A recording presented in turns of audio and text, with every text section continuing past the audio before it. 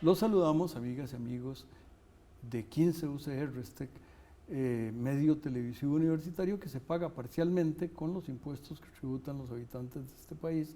Y hoy tenemos una fiesta, porque tenemos de nuevo a don Gabriel Macaya, de quien yo he dicho que lo admiro y no lo voy a decir más, ya lo dije.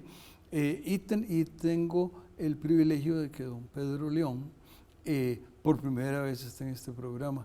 Yo sé muchas cosas de él y he seguido su trayectoria, aunque yo no soy,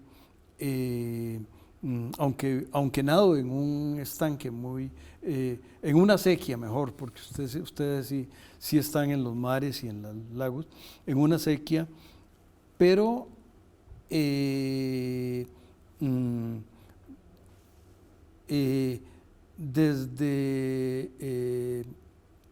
desde los ámbitos moleculares, y ambos tienen, uno es biólogo molecular y el otro es químico molecular, y si me equivoqué porque de todas maneras yo no soy molecular, excepto mis moléculas, yo no soy molecular en nada, y además soy muy falible, de suerte pero hoy nos reunimos para recordar a alguien que no es herediano, creo que nació en algún lugar cerca de Punta Arenas, pero no estoy seguro si era del lado de la provincia de Alajuela o de la provincia de Punta Arenas. El papá de él sí era de Punta Arenas, y me estoy refiriendo a don Rodrigo Gámez, quien fue un gran colega de mis dos invitados de lujo. ¿Qué tal, don Pedro, si empezamos por usted? Siempre es difícil saber por dónde empezar hablando de Rodrigo Gámez.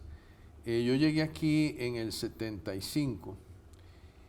Su mamá era costarricense y su papá cubano, y usted nació en Cuba. Y yo nací en Cuba, pero me crié en Costa Rica y soy tico. Nunca salí a los 4 años de Cuba y nunca volví, así que... El acento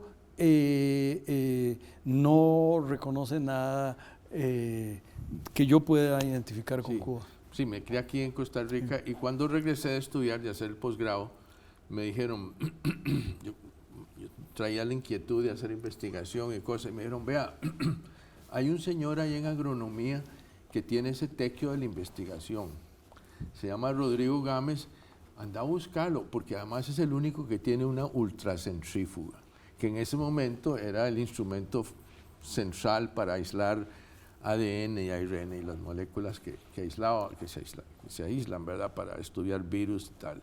Y efectivamente me fui a buscarlo y me lo encontré en agronomía, en su pequeño laboratorio que tenía, y ahí estaba su máquina, la única. El tema es que ahí empezamos una relación, porque él quería crear un laboratorio de investigaciones. A él le interesaban los virus, a mí pues me interesaban varios temas parecidos, genética y otras cosas. Y ahí empezamos a hablar, y entre el proceso que se dio para buscar dónde crear un laboratorio, que al fin encontramos una perrera de medicina que estaba abandonada, y logramos convencer a la gente de medicina que la prestara para remodelarla y usarla como un laboratorio de virología, de fisiología. Le pusimos ahí varios nombres para complacer a todos los diferentes interesados. Y con la suerte de que, como en esa época apareció Gabriel, que venía de Francia, de sacar su doctorado de Estado allá con Bernardi, y hicimos un trío que trabajó juntos por muchos años, yo no sé si 50 años, algo así, pero donde por suerte y gracias en buena medida a la manera en que Rodrigo, digamos, dirigió al grupo, porque éramos más jóvenes que Rodrigo y él se convirtió en el jefe, por decirlo así, en el líder.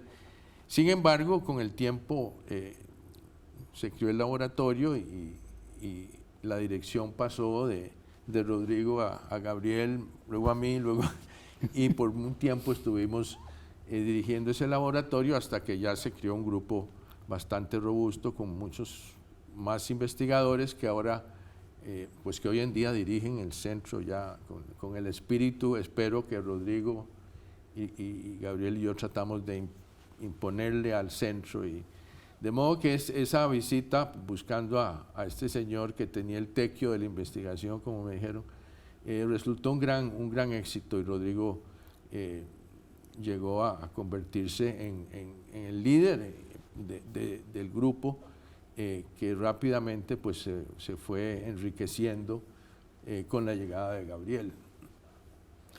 Y tal vez aprovechando para decir, antes de que don Gabriel nos apoye, que antes de ser el rector, don Gabriel fue vicerrector de investigación y don Rodrigo fue el primer vicerrector de investigación de esta universidad. Por favor, don Gabriel. Sí, así como para Pedro la centrífuga tuvo un papel importante, lo mismo fue para mí. Yo llegué de vacaciones durante mi estadía en Francia en 1973 y necesitaba preparar ADN de iguana.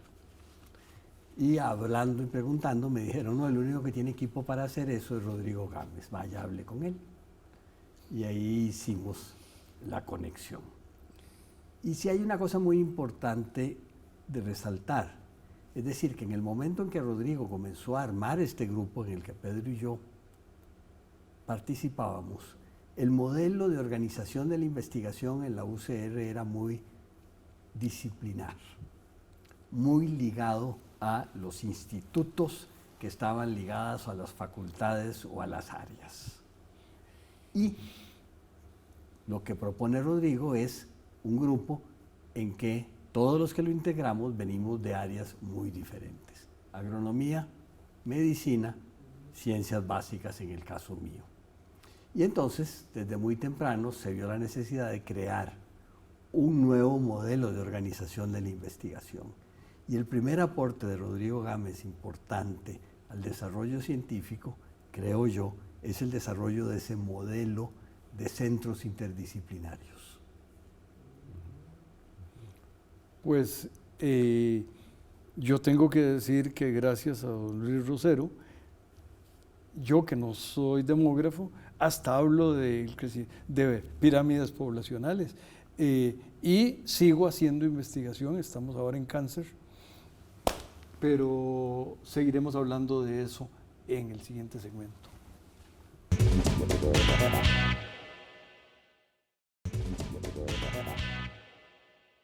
Continuábamos y estaba hablando, continuamos con don Rodrigo Gámez y toda su enorme contribución, y hablaba don Gabriel de cómo ese modelo de que la banderita de mi disciplina, ahí está, pero contribuyo con eso, ¿o entendí mal, don Gabriel? Así es, claro, todos tenemos una formación en áreas específicas, pero lo importante es poder confrontarnos en ideas, en metodologías, en tecnologías, desde diferentes perspectivas. Y eso fue lo que logramos y seguimos en ese centro, creo yo ahora, logrando. Es decir, el centro ha tenido investigadores que vienen de un gran número de unidades académicas de esta universidad. Hemos tenido hasta historiadores participando en el centro. Por supuesto, demógrafos, sociólogos, psicólogos, psiquiatras, médicos en especialidades clínicas específicas, biólogos, agrónomos, químicos, ingenieros, biotecnólogos, ahí podemos sacar la lista. Y en este momento yo me encuentro metido en un proceso muy interesante que es preparándome para la celebración de los 50 años de creación del centro, que fue creado en noviembre de 1977. Entonces, en 2 años y medio estaremos celebrando los 50 años y estoy preparando un trabajo que ponga en evidencia lo que ha sido ese trayecto de medio siglo. Y esperamos que si mi cuerpo no ha sido colocado en la Facultad de Medicina, donde ya tienen ahí el lugarcito para que mi cuerpo esté, podamos dentro de 2 años conversar de ese tema. Tal vez yo sí quisiera rescatar, y Pedro puede continuar elaborando con más propiedad que yo, una característica de Rodrigo Gámez que a mí me ha parecido muy importante, y es que él ha sido de muchas formas un constructor de instituciones, porque no es solo el centro, sino también una aventura en que él le dedicó muchos años de su vida, el INVIO, pero también todo lo que es una infraestructura de conservación y de estudio de la biodiversidad costarricense, en que él ha sido una figura central, junto con otros actores, entre los que hay que darle honor a quien lo merece, don Pedro Estado, entre esos constructores también, de nuevo a la par de Rodrigo Gámez. Don Pedro. Sí, Rodrigo era una persona muy especial de muchas maneras. Él había descubierto cuando empezamos en aquellos años de 77, 78, 79, él había descubierto un virus en maíz. Y él logró alrededor de este virus, que era un virus nuevo para la ciencia, crear un grupo que estudiaba diferentes aspectos de cómo el virus se replicaba y cómo afectaba al maíz, cómo afectaba también al insecto que lo transmite de planta en planta. Y con eso él logró, y por cierto nos metió a todos en eso, ¿verdad? Los que estábamos haciendo genética humana, terminamos trabajando con el virus porque era un sistema muy, muy interesante y resultó ser un virus novedoso, que forma una nueva familia viral, y al punto que su trabajo en este virus fue reconocido con el premio Bernardo Hussein, que da la OEA, ¿verdad? Un premio muy prestigioso que se dieron cuenta que se lo merecía por haber creado toda esta estructura, haber descrito este grupo. En fin, y él tenía una característica que a mí me ha inspirado mucho y creo que me ha ayudado mucho, y es que él no veía la ciencia como un compartimiento en que esto es mío. Él tenía esa capacidad de compartir, de decir, hacer esa parte, sí, o sea, él tenía esa confianza, diría yo, en sí mismo, para que los temas no fueran de él, que él los guardaba así como escondidos, no, sino que los compartía, y entonces venía gente nueva a ver otro aspecto de cómo se dispersaba el virus o qué es lo que es. Entonces, él yo creo que nos dio un ejemplo de que en la ciencia hay que compartir. Y la ciencia no es de nadie, es de todos. La ciencia es del que quiera hacer las preguntas. Y en ese sentido, él nos dio un ejemplo que yo creo que nos ha servido muy bien, ¿verdad? A través de nuestra gestión como científicos. En fin, y como ya dijo también Gabriel, después de una experiencia que él tuvo, él se dio cuenta del tema ambiental, del tema de la biodiversidad, y empezó a interesarse más y más en este tema, al punto que de ser un agrónomo que estaba pretendiendo mejorar la producción de maíz, terminó siendo también un investigador y un promotor de la investigación en biodiversidad. Es una pena que la gran creación de él, y ya usted dijo, don Pedro, que era, o tal vez fue don Gabriel, no importa cuál haya dicho, que fue creador de varias instituciones, pero fue creador de instituciones, que INVIO ya no exista y yo puedo decir que mi hija cuando venía a Costa Rica, porque ella no vive aquí, uno de los viajes naturales era ir a Santo Domingo de Heredia a visitar el Invío, y con mi nieto ya no lo pude llevar a conocer el Invío. Pero mi hija y mi nieto no son los importantes. Lo importante es ese tesoro que tenía el país, y porque este país es como es, digamos, no diré más, el Invío ya no existe. Usted lo dijo muy tristemente. Un país que es como es y no como debiera ser. Ese tesoro se fragmentó, existe parcialmente, las colecciones todavía están. Y la base de datos, ¿no? Y la base de datos, pero todo ese esfuerzo se vio truncado. Ya la historia sentará las responsabilidades de lo que ocurrió. Pero sí es importante que, independientemente de que el Invío fuera cerrado, el impulso por el estudio de la biodiversidad se mantiene. Y en eso muchas instituciones, entre ellas, por supuesto, la Universidad de Costa Rica, ha seguido desarrollando ese campo, y hay un centro de investigaciones, el CIBET, en la Universidad de Costa Rica, que ha recuperado un poco esa tradición del estudio de la biodiversidad. Del CIBET hablaremos, don Gabriel y don Pedro, en el siguiente segmento.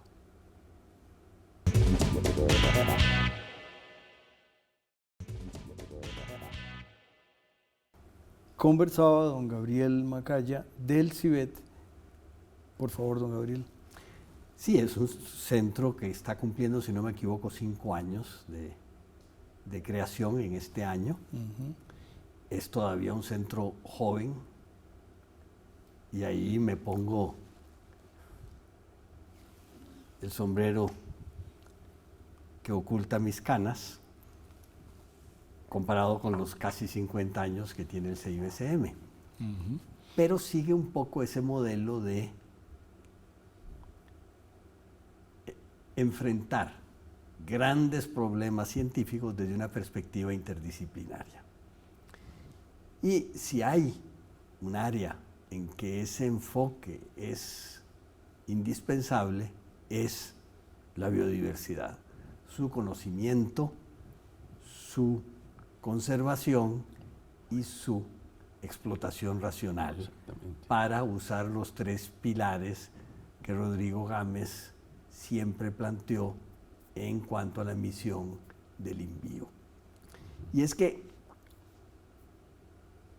esa actitud de Rodrigo de enfrentar las cosas de la manera más interdisciplinaria posible y con el aporte del mayor número de gentes en un área como la biodiversidad es fundamental. Y